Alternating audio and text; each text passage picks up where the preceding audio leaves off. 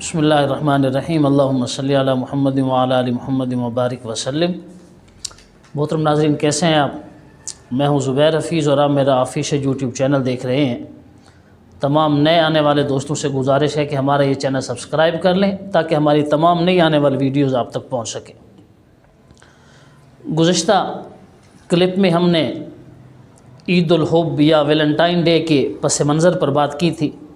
آج ہم دیکھتے ہیں کہ اس کا شرعی حیثیت اس کی کیا ہے، اس کی حقیقت کیا ہے، کیا آیا بطور مسلمان ہم اسے سیلیبریٹ کر سکتے ہیں، اسے وش کر سکتے ہیں یا نہیں۔ اللہ تبارک و تعالی نے انسان کے اندر یہ جبلت رکھی ہے، یہ فطرت اور خواہش رکھی ہے کہ اسے دوسری جنس کی طرف ہمیشہ اٹریکشن رہتی ہے، انسان کی دلچسپی رہتی ہے، اور یہ انسان کی فطرت ہے، بلکہ ہر ذی روح کی فطرت ہے۔ صرف انسانوں میں یہ چیز خاص نہیں ہے، جانوروں میں بھی ہے، بلکہ یہ چیز اب پودوں میں بھی پائی جاتی ہے۔ لیکن اس کا مصرف کیا ہے، اسے کس انداز میں انسان پورا کرے گا، اپنی خواہش کی تسکین کی صورت کیا ہے۔ اللہ تبارک و تعالی نے یا حضور صلی اللہ علیہ وسلم نے شرعی احکامات کے ذریعے نکاح کو پسندیدہ قرار دیا ہے کہ انسان کے اندر ہم نے یہ خواہش رکھی ہے کہ اپنی اس خواہش کو پورا کر لے، لیکن اس خواہش کے پورا کرنے کی، اپنی اس خواہش کی تسکین کی جو مناسب اور بالکل جائز صورتحال ہے وہ اس کی نکاح کی صورت میں ہے۔ چنانچہ ہم دیکھتے ہیں کہ ویلنٹائن ڈے کے موقع پر نوجوان لڑکے لڑکیاں ایک دوسرے کو پھول اور چاکلیٹ اس طرح کے گفٹس دیتے ہیں، انتہائی غیر مناسب حرکات کرتے ہیں، ٹولیاں بن کے ادھر ادھر پھر رہے ہوتے ہیں، آوازیں کستے ہیں ایک دوسرے پر۔ جب ہم ان مناظر کو دیکھتے ہیں تو اور پھر اس کا موازنہ کرتے ہیں اسلام کی تعلیمات کے ساتھ، تو بدقسمتی کے ساتھ یہ ساری چیزیں اسلام سے کچھ بھی میچ نہیں کرتی۔ یعنی اسلام تو ایسا مقدس دین ہے کہ اسلام نے نکاح کو پروموٹ کیا ہے۔ حضور صلی اللہ علیہ وسلم نے ایک باقاعدہ طریقہ بتلایا، شریعت ہمیں مستقل احکام دیتی ہے۔ اگر کسی سے محبت ہے، اگر کوئی لڑکی اچھی لگتی ہے یا لڑکی والوں کو کوئی لڑکا اچھا لگتا ہے اور خاندانی طور پر وہ ایک دوسرے کے لیے مناسب رہ سکتے ہیں، ان کے اندر برابری اگر پائی جا سکتی ہے تو وہ پیغام نکاح بھیجے۔ لڑکی والے بھی پیغام نکاح بھیج سکتے ہیں اور لڑکے والے بھی پیغام نکاح بھیج سکتے ہیں۔ اور یہاں پر ضمناً یہ چیز بھی ذہن میں رکھیے، اگر لڑکی والوں کی طرف سے، بیٹی والوں کی طرف سے اگر پیغام نکاح جاتا ہے تو اس میں کچھ بھی برا نہیں ہے، اس میں کچھ بھی برا نہیں ہے۔ حضرت شعیب علیہ السلام کا جو واقعہ ہم سورۃ القصص میں پڑھتے ہیں کہ حضرت موسیٰ علیہ السلام کو انہوں نے خود ہی آفر کی تھی کہ میری 2 بیٹی ہیں، ان میں سے میں ایک کا نکاح آپ سے کر دیتا ہوں۔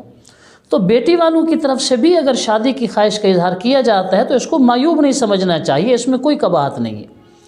تو اسلام کی تعلیم یہ ہے کہ جہاں پر محبت ہے، جہاں پر دل لگی ہے اور آپ سمجھتے ہیں کہ ہم اگر ایک دوسرے کے جیون ساتھی بن جائیں تو اچھی زندگی گزاریں گے، پاکیزہ زندگی گزاریں گے، تو پراپر طریقے سے وہاں پر پیغام نکاح بھیجیے، ایک دوسرے کو پرکھیے، جانچیے، دیکھیے، فیملی پس منظر ایک دوسرے کا معلوم کیجیے۔ اگر دونوں طرف سے والدین مطمئن ہو جاتے ہیں تو پھر نکاح کیجیے۔ پیغام نکاح کے بعد اگلا مرحلہ شریعت نے نکاح کا رکھا ہے، اور نکاح میں بھی حضور صلی اللہ علیہ وسلم فرمایا اعلنوا بالنکاح، نکاح علی الاعلان کرو۔ خفیہ شادیاں، خفیہ نکاح یہ بھی اسلام کی تعلیم کے خلاف ہے، علی الاعلان نکاح کرو۔ بلکہ فرمایا گیا کہ نکاح مسجد میں کرو، کیونکہ اس زمانے میں سب سے بڑی جو تعداد ہوتی تھی وہ مسجد میں جمع ہوتی تھی۔ مسجد میں نکاح کرو، جو چھوارے ہوتے ہیں وہ نکاح کے وہ پھینکیں اوپر تاکہ خوشی کا احساس بھی ہو اور بالکل سبھی لوگوں کو معلوم ہو جائے کہ فلاں کی بیٹی کا فلاں کے بیٹے کے ساتھ نکاح ہو چکا ہے۔ اور نکاح کے جو 2 مقاصد بیان کیے ہیں اللہ تبارک و تعالی نے، یا دوسرے لفظوں میں اپنی جنسی تسکین جو ہم کرتے ہیں، اس کے جو 2 ویلڈ مقاصد اللہ تعالی نے بیان کیے ہیں، غیر مصافحین ولا متخذی اخدان۔ یعنی آپ جب ایک دوسرے سے اپنی خواہش پوری کریں، غیر مصافحین، وہاں نیت صرف یہ نہ ہو کہ ہم نے خواہش پوری کرنی ہے، نہیں، نیت یہ ہو کہ ہم باقاعدہ اسلامی طریقے سے ایک دوسرے کے ساتھ بندھن میں آ رہے ہیں، باقاعدہ اسلام کی تعلیم کی وجہ سے ہم ایک دوسرے کو اپنا رہے ہیں اور زندگی بھر ساتھ رہنے کا عزم کر رہے ہیں۔ نکاح ہوتا ہی وہی ہے جو زندگی بھر ساتھ رہنے کے عزم کے ساتھ ہو۔ اگر کوئی نکاح کے وقت ہی نیت یہ کر لے کہ میں نے کچھ عرصے بعد طلاق دینی ہے، وہ تو نکاح ہی نہیں ہے۔ نکاح موقت کی، نکاح متع کی یا اس طریقے سے جو آج کل مروج حلالے ہو رہے ہیں، ان کی اسلام میں کوئی گنجائش نہیں ہے۔ نکاح وہی ہوتا ہے جو فار ایور اس لیے کیا جائے کہ میں زندگی بھر ساتھ نبھاؤں گا، عورت بھی یہی نیت کرے، بعد میں خدا نہ خواستہ کوئی ایک دوسرے کے ساتھ عدم برداشت کا معاملہ ہو جاتا ہے، طلاقیں وغیرہ ہو جاتی ہیں، وہ ایک الگ چیز ہے۔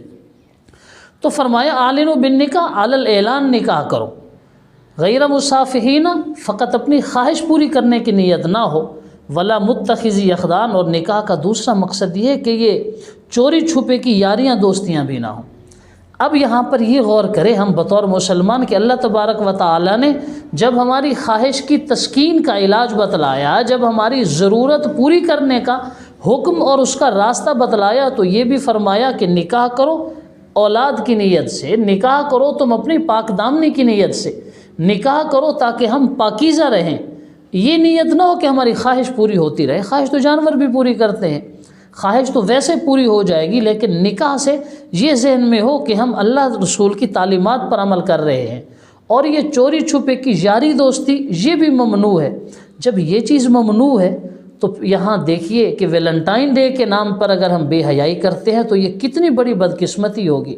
اللہ تبارک و تعالی نے قرآن مجید میں ایسے لوگوں کے لیے دردناک عذاب کا کہا ہے، ان الذین یحبون ان تشیع الفاحشۃ فی الذین آمنوا، کہ وہ لوگ جو مومنین میں، مسلمانوں میں بے حیائی پھیلانا چاہتے ہیں، وہ لوگ جو ایمان والے لوگوں میں، ایمان والے ماحول میں، مسلمانوں کے کلچر میں بے حیائی کو پرموٹ کر رہے ہیں، لہم عذاب علیم، ان کے لیے دردناک عذاب ہے، فی الدنیا والآخرہ، دنیا میں بھی یہ لوگ رسوا ہوں گے، لوگ انہیں آوارہ کہتے ہیں، لوگ انہیں بد چلن کہتے ہیں، لوگ انہیں کریکٹر لیس سمجھتے ہیں، اور آخرت میں بھی یہ لوگ اللہ کے عذاب کا شکار ہوں گے۔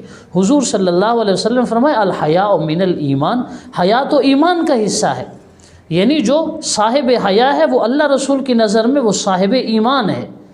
تو انسان حیا کی طرف رہے، نکاح کے ساتھ دوسرے کو اپنائے، اور اس نیت سے اپنائے کہ میں نے ہمیشہ ساتھ رہنا ہے۔ یہ نیت نہ ہو کہ جی ہم نے وقت گزاری کرنی ہے، یا ماں باپ کو فقط دھوکہ دینا ہے، یا غیروں کی نقالی کرنی ہے۔